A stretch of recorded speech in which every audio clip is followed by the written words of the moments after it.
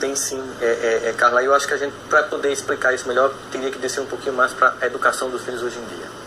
O que é que a gente tem visto? A geração passada de pais, eles nunca se preocuparam em perguntar se a gente os amava. Eu lembro claramente uma vez que eu pedi à minha mãe para brincar a Micarande, que é um carnaval alfabético que havia em Campina Grande, e ela disse que eu não ia, simplesmente eu não ia. E eu disse, mas meu avô me deu o abadá, que o avô antigamente ele ajudava na criação, né? Mas, embora meu avô ajudou bastante para mim. Mas aí ela disse, mas você não vai porque você é menor e quem manda em você sou eu. Eu disse, tem nada não, quando eu tiver 18 anos eu vou. Ela disse, não vai, porque enquanto você depende de mim, quem vai estabelecer as normas dessa casa sou eu. E eu disse, e você ainda pensa que eu vou lhe amar? Aí ela disse bem tranquilamente, meu filho, quem disse a você que eu quero o seu amor? E aí me chocou, obviamente, né? Mãe, você não quer o meu amor? Eu disse, o amor é uma escolha que a gente faz. Eu escolhi amar você. Agora, como mãe, eu não abro mão de que você me respeite. Eu só fui entender aquela cena muito depois, fazendo curso de psicologia, eu fui entender que o amor é um sentimento muito sofisticado. E ele precisa de algumas pré-condições na escala dos sentimentos para que ele ocorra. Lembra daquele jargão da matemática, se e somente se? Então, digamos que para amar alguém, eu só amo alguém se e somente se eu respeitar. Os pais do passado não se preocupavam em serem amados, mas não abriam mão de serem respeitados. E com isso conseguiam o amor e o respeito. Infantilmente e de forma insegura, os pais de hoje querem ser amados por crianças e adolescentes, que nenhuma sofisticação ainda tem para um sentimento tão nobre. Eles realmente gostam muito, mas o amor vai ser construído na educação desses filhos. Eles tentam ser amados, mas não se fazem respeitar. E ao final não conseguem nem o amor, nem o respeito.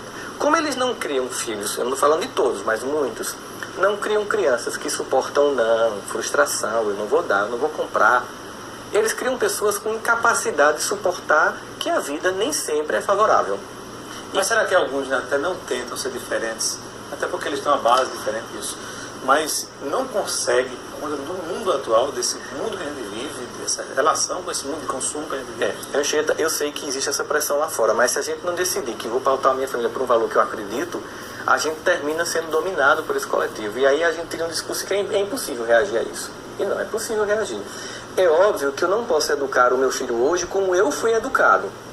Acontece que nós tínhamos um modelo de família que começou a ser questionado, que a gente chamaria de tese, família tese. Se criou uma antitese, uma antítese, seria um movimento dialético. Essa família tinha alguns valores que não eram legais, por exemplo, uma hierarquia muito fechada, pouco diálogo entre os filhos, o pai mal conversava com os filhos, a mulher não tinha espaço. Então se começou a questionar essa família, porque de fato ela tinha defeitos, mas ela tinha virtudes. Só que no pêndulo histórico, toda vez que eu questiono o modelo anterior para criar o novo, eu tenho a tendência de jogar fora o que era ruim, mas também jogar fora o que era bom. Não aproveita as virtudes. Como a gente sempre diz brincando no comparação, é que como se desse um banho no menino, uma banheira, e depois fosse jogar água suja fora e levasse o menino junto, jogasse fora o menino. Então, aquela família hierarquizada eu abri mão. Aí eu vim para uma família que era repressiva, mas eu criei uma família permissiva. E hoje, a gente também está vendo que esse modelo não está lá, essas coisas. Houve ganho, houve. Há uma democracia nas relações, a mulher tem mais espaço para poder no lar, os filhos têm diálogo com os pais, mas se perdeu o respeito. Então a família síntese, que é a família antiga, tese, a família antitese, vamos para a família síntese, nesse movimento dialético, é uma família em que eu mantenho essa democracia familiar que foi conquistada, é muito bem-vinda, a criança poder se expressar, mas eu trago de volta o respeito, a disciplina, a norma, as frustrações, que eu não posso dar tudo que você quer, mesmo que eu possa. Eu, como um pai, como uma mãe que quero educar, eu evito para que você suporte. Um exemplo claro é que, por exemplo, tudo é muito pronto hoje. Você, da minha geração, você sabe que pra gente comer uma pamonha era todo um dia no milharal, catando, depois descabelando, os homens iam, era até uma coisa divertida. Depois a gente cortava, moía com moinho à mão, e 5 da tarde era um ritual familiar inteiro em que a gente comeria a pamonha. A gente passa hoje na padaria e compra pronta. Então, por exemplo, pegar um filho em casa para fazer um bolo é uma boa experiência de trabalhar com ele a resiliência, cara. De você chegar, vamos fazer o bolo, bom, em vez de comprar pronto, aí começa, faz ele ali o esforço que dá, a mão que machuca, o tempo de esperar, tá pronto não, tem que esperar esfriar. Ele passa mais ou menos umas 4 horas para comer um bolo. Aquilo é uma experiência rica dele esperar o tempo. Nós temos uma geração ansiosa. E essa geração ansiosa e pouco resiliente, ela tenta tamponar essa falta de afeto, porque se eu não respeito meus pais, eu termino não amando meus pais. E eu vou para relações fragilizadas, inclusive namoros fragilizados. E aí você vê uma jovem acaba o namoro e se suicida.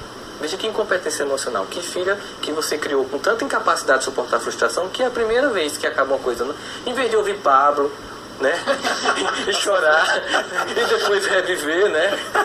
A pessoa vai e se mata. Quer dizer, a gente simplesmente fazia isso. Ouvia uma músicazinha, chorava, ficava triste, né? E continuava a vida. Agora as pessoas não podem ter um prejuízo que se destrói. As pessoas não se dão mais ao trabalho de roer um pouco, né? Exatamente. Então,